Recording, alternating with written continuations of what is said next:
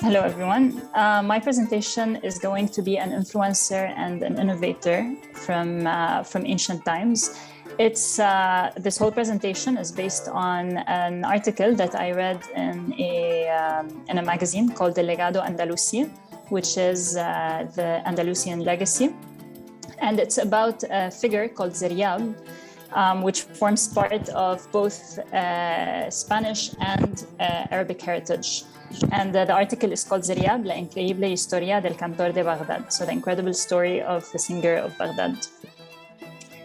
So just to start off with some thoughts, when we think today about influencers, this is kind of what we imagine. So we think it's a bit of a modern phenomena of people usually using social media to try and influence the way that we behave or the way we dress or the things we eat, for example.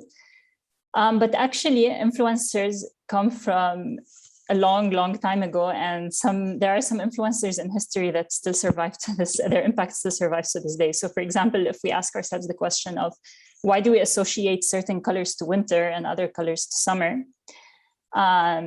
this comes from way before, from a long time ago. Also, whoever decided about what haircuts we have, especially like standard haircuts for men. And also whoever decided that we start by eating a soup, go to the main meal, and then go to keep the dessert and the fruits till the end. And the answer to some of these questions brings us to the main topic of Ziryab, okay, who is somebody that influences the way we live today, but was actually born in Iraq in 789, okay? Zaryab is actually not his real name, but he was given the name Ziryab because he was dark-skinned and he had a very beautiful singing voice. And Ziryab in Arabic means a black singing bird. So as I mentioned, he was born in Iraq. He studied music with Ishaq al-Mawsili, who was a very famous singer and musician in Baghdad at the time. And he was the singer of the courts of the Khalifa at the time, was Harun al-Rashid. So he was a very important man. And Ziryab was one of his star and most brilliant students that one day, Ishaq al-Mawsili decided to take Ziryab with him to the palace so that he can perform in front of Harun al-Rashid. And the performance went so well, he performed so well singing and playing the oud, that his master, Ishaq al-Mawsili, felt personally threatened by Ziryab's success, that he started threatening him both verbally and physically until Ziryab had to flee from Baghdad and go on a very hard trip from Baghdad, passing through Damascus, Kairouan, and Tunis to finally arrive in Cordoba in 822. So at the time, the Emir of Cordoba, who was Abdurrahman II, welcomed him. And he was a fan, this Emir was a fan of culture and music, and he directly felt a connection with Ziryab and decided to hire him so that he can kind of raise the scene of music and culture in Cordoba. And so that you can imagine at the time, the Arabic presence in the south of Spain was still quite recent. And Spain was a huge melting pot for people from Europe, while Europe was still in the Middle Ages at the time, from Arabs, Berbers, and people from other cultures in North Africa. So there was a lot of disparity between people and a lot to do as well. So starting with Ziryab's main areas of influence, and I'll leave it for each person's judgment to see how some of the things that he defined in the years of 800 something still affect our lives today. So the first area of impact of Ziryab was in the scene of music. So he created the first music conservatory in Andalusia. Okay, and the Conservatorio of Cordoba still carries his name till today. He also established music and singing teaching methodologies that are still used to this day. He was also the first to compose the Arabic songs known as muwashahat. And he also was the first one to put down the rules of chants that are known today in Turkey as fasil, in the Eastern Wales as wasla, and in North Africa as nuba. So he was the one that formalized how they are sung and studied. But he didn't just innovate in how music was taught or how it was documented. He also innovated in the instrument itself. So the ancient oud is not the oud that we know today, the ancient oud that was present at the time, the old oud. It was an instrument that only had 4 strings. And Ziryab modified his own oud, and by making it lighter and by adding an additional string to the oud, making it the precursor of the next instrument that came after that, which was the Spanish guitar, which was also born in the south of Spain. So, but since he was a musician, but his influence was not limited to the area of music, okay? The second area, big area of influence he had was in gastronomy. So at the time, Baghdad was a big cultural hub at many levels in the world. And when he went to Cordoba, he brought with him a lot of that. And one of the things he brought with him were new ingredients that were not present at the time in Europe, and recipes that were introduced from Baghdad to the south of Spain. He also was the one that, like when he arrived to Cordoba, he realized that people were having all these banquets, putting all the food on the table at the same time with no specific order or distribution. And so he put in place the order of meals. Saying that we start with the soup, then the main course, and then followed by a dessert of sweets or fruits.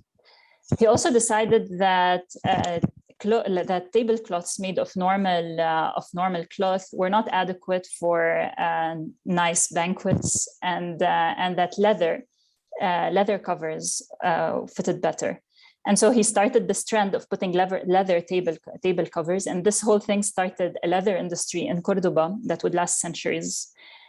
He also decided that at the time, in many places in the world, the cups that were used were metal cups. Okay, and specifically for wine, starting with wine, it later spread to other drinks as well. He decided that it was not adequate to use metal cups to drink wine, because you needed to activate all your senses when drinking such a drink. So you needed to be able to taste it, smell it, and so on, but you also needed to be able to see it.